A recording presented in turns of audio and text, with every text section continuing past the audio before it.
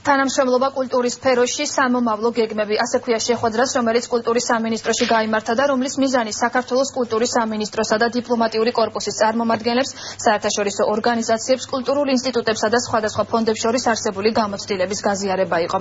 მრგვალი მაგიდას მუშაობაში მონაწილეობა მიიღეს საქართველოს კულტურის და ძეგლთა დაცვის მინისტრმა გურამ ოდიშარიამ, მისმა მოადგილეებმა პარლამენტის განათლების, მეცნიერების და კულტურის კომიტეტის თავმჯდომარემ ივანე კიღურაძემ, საქართველოში აკრედიტებულმა საელჩოების კულტურის ატაშეებმა და საერთაშორისო ინსტიტუტების ხელმძღვანელებმა.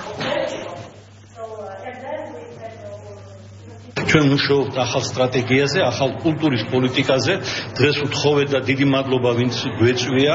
ესენი არიან დიპლომატიური კორპუსის წარმომადგენლები, საელჩოების წარმომადგენლები, ატაშეები კულტურის, არიან ასევე ექსპერტები, ძალიან ცნობილი ადამიანებიც, რომლებიც გვიზიარებენ თავიანთ გამოცდილებას და თანამშრომლობას გვთავაზობენ. დავიწყოთ დიალოგი ამ ადამიანებთან, რომელთაც დიდი კომპეტენციაც გააჩნია, დიდი გამოცდილება თავის ქვეყანაში მუშაობისა, გარკვეულ საკითხებში ჩვენთვის ძალიან ფასეულია და საჭიროა და რომელთაც იციან, რომელთაც ბევრი ეთქვით უკვე ქართულ კულტურაზე, იციან რა სახელმწიფო სივრცესთან საქმე.